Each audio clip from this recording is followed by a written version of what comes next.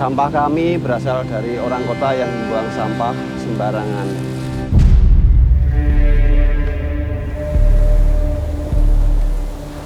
Tiap tahun kami menemukan penyu mati karena sampah.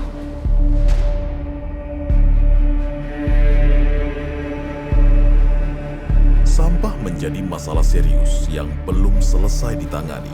Dari data yang dirilis pada Sistem Informasi Pengelolaan Sampah Nasional, Kementerian Lingkungan Hidup dan Kehutanan menunjukkan produksi sampah Indonesia dari tahun 2019 sampai dengan September 2025 mencapai total 247 juta ton. Laporan World Bank pada The Atlas of Sustainable Development Goals 2023 menempatkan posisi Indonesia sebagai negara penghasil sampah terbesar kelima di dunia dengan produksi sampah mencapai 65,2 juta ton sampah pada tahun 2020.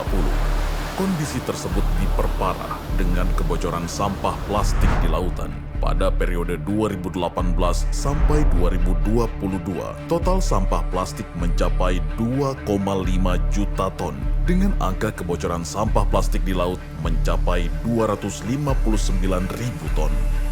Ancaman sampah ini sungguh nyata, bukan hanya mengancam kehidupan manusia, namun juga mengancam hewan penjaga keseimbangan ekosistem laut.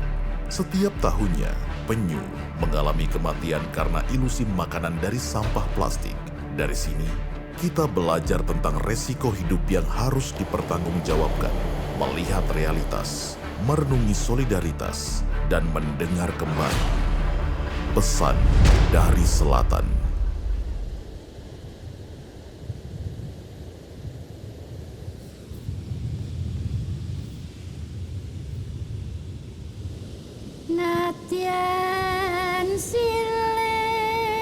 Saat cakrawala menyinari cahaya pertamanya, detak kehidupan berdenyut. Dari rahim lautan mengalir sebuah keberkahan, seakan menenun harapan di sepanjang pantai selatan. Bukan hanya manusia yang memanfaatkan kehidupan dari alam, namun juga keberkahan itu datang dari penjaga lautan. Ia mengajarkan pentingnya hidup selaras, menjaga keseimbangan, serta memiliki etika sesama.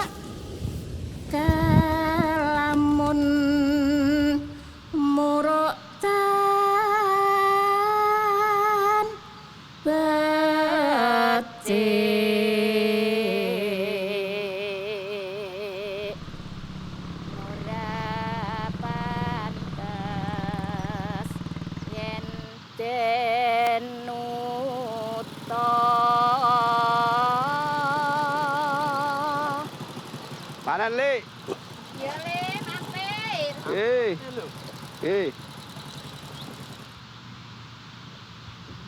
Wah, jos iki. Sithik-sithik ya panen. Pripun niki panenane? Ya kahanane kaya ngene iki Le, disyukuri wae. Ora apa-apa Le. Yo niki nggih lawuh. Oh, ya. Wah, lah, nuwun ya Le ya. Nggih. Kene iki kono dienggo nyambel kono. Oh, nggih, pun. Ya, Pun sithik mawon, pun. Ya, Le. Nggih, matur nuwun. Ya, hati-hati Le.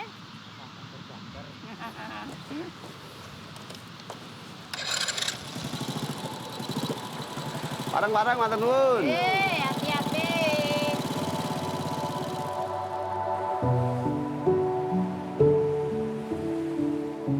Indonesia telah lama menjadi rumah bagi 6 dari 7 spesies penyu di dunia. Negara yang berada di persimpangan Samudra Pasifik dan Hindia ini dipilih hewan reptil laut purba untuk bersarang dan mencari makan. Studi dari International Union for Conservation of Nature (IUCN) mengeluarkan Red List of Threatened Species atau daftar merah spesies yang terancam menurut IUCN pada hewan penyu laut. IUCN mengungkapkan bahwa populasi 6 spesies penyu laut tercantum sebagai yang rentan, terancam, atau sangat terancam. Ancaman utama yang dihadapi oleh penyu meliputi hancurnya habitat dan tempat bersarang, penangkapan, perdagangan ilegal, dan eksploitasi yang membahayakan lingkungan. Di pantai selatan Bantul, kita dapat menemukan 4 jenis, Yang pertama ini penyu lekang atau Lepidoselis olivaceae.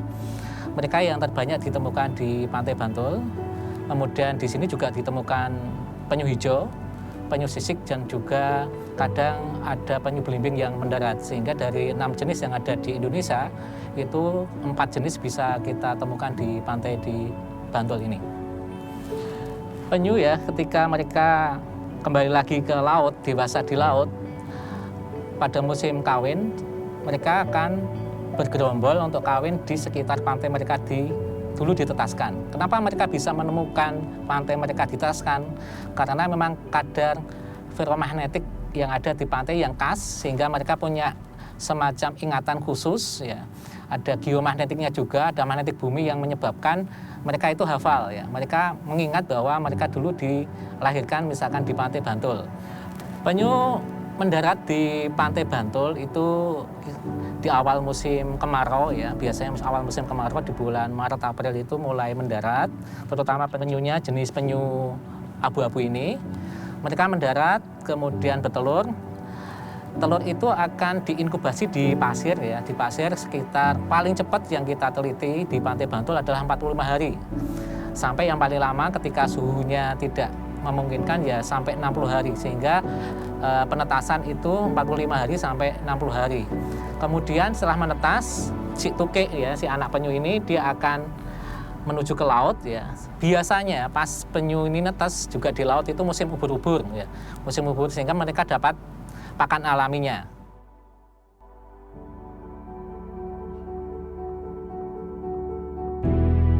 Pesisir selatan senantiasa menyimpan pesan. Saat penyu kembali ke laut, siklus hidupnya berlanjut. Gumuk pasir yang terbentuk oleh angin dan waktu menjadi pelindung daratan dari ancaman. Pola permukaannya menunjukkan alam terus bergerak menjaga keseimbangan. Sekali lagi, Gunung Merapi telah menunjukkan keberkahannya dalam bentuk pesisir laut secara alami untuk menjaga habitat penyu bertelur. Gunung Merapi yang menjadi bagian dari garis imajiner mempunyai hubungan erat dengan Keraton Yogyakarta dan Laut Selatan. Elemen simbolik ini telah membentuk pasir pantai selatan melalui proses geomorfologi yang dipengaruhi oleh erupsi Gunung Merapi, Sungai Opak dan Progo, ombak, dan angin laut. Material vulkanik dari Gunung Merapi lambat laun dibawa oleh sungai menuju Laut Selatan. Kemudian, ombak menyebarkannya di sepanjang pantai selatan. Pasir halus yang terangkat ke daratan oleh angin akan menumpuk dan membentuk gumukan pasir yang menjadi rumah jutaan penyu untuk bertelur. Sejauh penyu berkelana, ia pasti akan kembali menemukan rumahnya, rumah yang aman untuk melangsungkan kehidupan. Dan pantai selatan telah menjadi rumah bagi ribuan penyu menitipkan harapan hidupnya.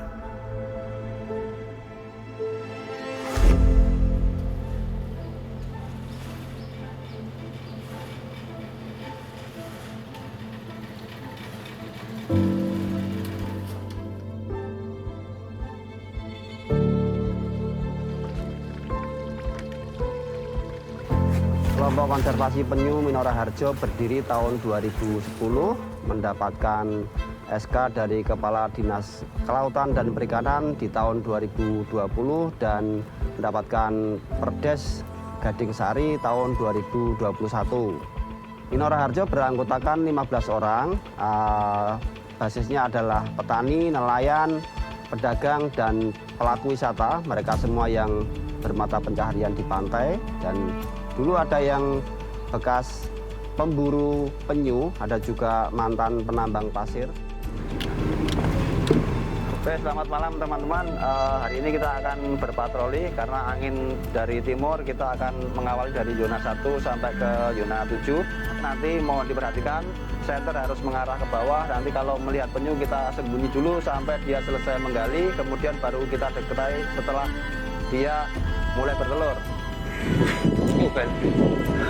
Teman-teman, kita perlu evakuasi penyu di lokasi C2A1 segera. Siap, Prof.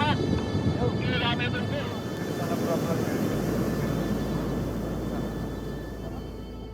Kerja pengabdian bukan hanya tentang tanggung jawab, namun juga tentang komitmen untuk pelestarian.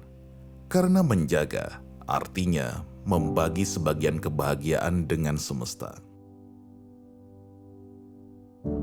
Telur penyu hasil dari relokasi dari pantai kita pindahkan dengan mesin inkubator buatan. Kita masukkan ke dalam toples dengan kapasitas tiap toples 20 butir telur dan keseluruhan kapasitas inkubator adalah 1000 butir telur dengan suhu antara 26,5 derajat sampai 33,2 derajat selama kurang lebih 51 hari.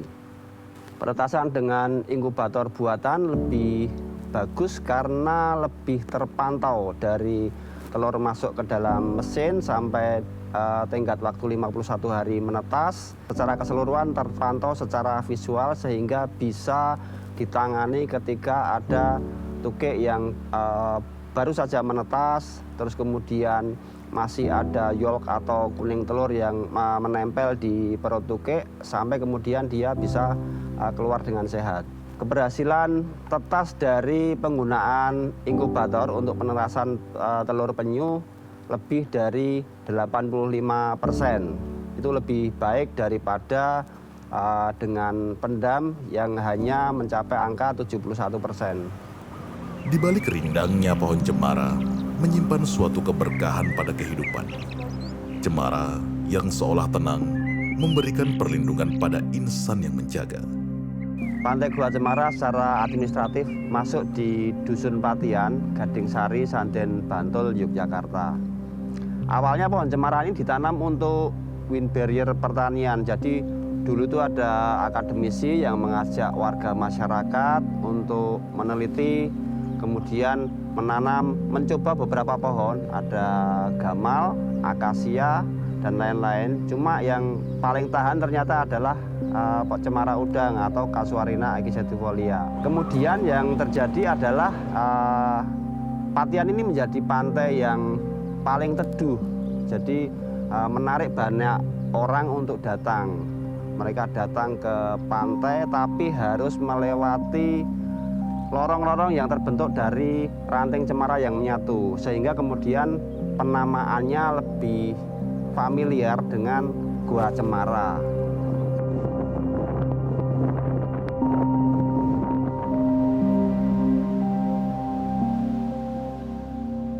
Pohon cemara yang masif ditanam di pantai selatan Bantul sejak tahun 2010 yang memang tujuannya bagus mencegah abrasi, akan tetapi dari sudut pandang konservasi penyu maka menjadi kurang bagus. Kenapa?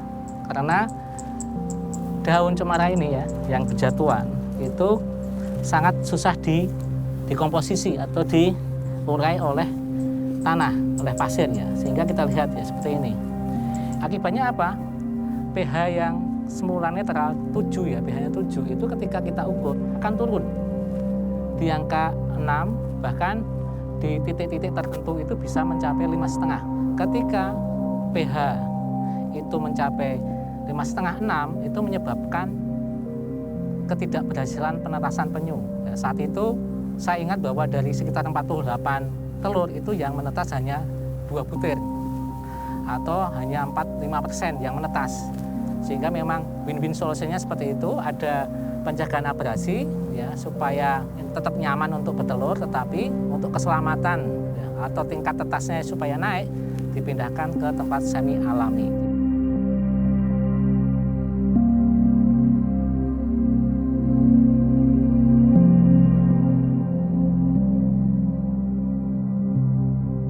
Seperti yang kita ketahui, penambangan pasir di Sungai Opak saat ini juga luar biasa ya. Kemudian yang kedua ada cekdam-cekdam yang menghalangi lahar dingin yang masuk ke Sungai Opak. Jadi ada penambangan dan juga ada pencegatan lahar dingin itu. Sehingga suplai yang ada ke Bantul, suplai pasir hitamnya lebih kurang daripada yang terbawa oleh abrasi. Sehingga dari beberapa penelitian, luas atau lebar pantai di Bantul saat ini tiap tahun berkurang sekitar 3 meter. Setiap tahun pesisir kami mengalami abrasi yang cukup hebat. Dan ancaman itu nyata. Karena dulu 2016 itu pantai kita masih 200 meter dari sini. Ini mengancam kehidupan kami warga masyarakat pesisir dan juga hewan laut, terutama penyu, karena ini adalah tempat migrasi dan bertelurnya penyu. Hidup mereka terancam. Di atas pasir Goa Jemara, ribuan tukik menapaki langkah pertama menuju samudra. Namun, perjalanan ini penuh resiko. Sejak mereka menetas, hidup mereka sudah terancam. Sebuah perlombaan melawan waktu bersanding dengan kematian. Kita lihat ya, ini gumuk pasir ya. Ketika ada ombak yang naik, itu juga membawa sampah. Ini ada sampah ya. Ini sampah. Ini kalau di laut ya, ini nanti kembali lagi kena ombak, kembali lagi ke laut. Ini menjadi ancaman bagi kehidupan penyu. Kenapa? Ya, kita lihat penampakannya itu ketika di laut seperti ubur-ubur. Sedangkan ya, pakan alaminya si penyu, terutama penyu lekang, itu adalah ubur-ubur. Dapat dibayangkan ketika sampah plastik ini masuk ke tubuhnya si penyu. Diperkirakan ya, tahun 2017 itu sampai ada 25 indukan yang mati seperti itu. Warga masyarakat yang ada di perkotaan itu ya buanglah sampah pada tempatnya. Kenapa? Sampah ini bukan ujuk-ujuk gitu, tiba-tiba datang dari laut, tetapi ini ya sampah yang tidak dibuang pada tempatnya, masuk ke selokan masuk ke sungai, sungainya misalkan Sungai Opak ke bawah arus ya, apalagi ini musim hujan, nanti ke laut, di laut ke bawah ke pantai seperti ini. Ancaman kematian penyu semakin nyata dengan peningkatan aktivitas pemanasan global. Saat ini, penyu mendapatkan ancaman yang sangat-sangat berat. Yang pertama adalah global warming. Kenapa global warming? Yang pertama, mineral magnetik ini dia bisa menyimpan suhu panas untuk inkubasi telur. Ketika suhu meningkat, maka suhu tempat inkubasi pun akan meningkat. Apa yang terjadi? Kelamin tukik akan menjadi monoseks. Semakin tinggi suhu, maka jenis kelamin yang dihasilkan adalah betina, sehingga itu tidak bagus ya. Sehingga ketika monoseks hanya betina, maka dari segi konservasi tidak bagus. Yang kedua, global warming itu juga menyebabkan apa yang di laut yang menjadi makanan si penyu itu menjadi berkurang. Seperti padang lamun. Padang lamun itu akan terkena suhu yang panas sehingga bisa mati. Ada jenis penyu tertentu yang memang dia makanannya adalah padang lamun, sehingga ketika sumber pakannya itu menurun, populasi penyu pun juga akan menurun. Kemudian ada bleaching pada terumbu karang ya. Terumbu karang itu juga sebagai tempat penyu untuk cari makan. Ya, ketika bleaching pada mati terumbu karangnya, maka penyu juga berkurang tempat cari makannya, seperti itu. Nganggo ukara tembung, Nganggo jawab. mergone anggapane mbah-mbah kuwi sing jeneng penyu kuwi ingon-ingone Nyi Roro Kidul, ngene penyu munggah. Lah nilai nggih segara digoleki ngendi posisine le mentas. Eneng nang kono kuwi penyu gawa penyu, ndok gawa ndok.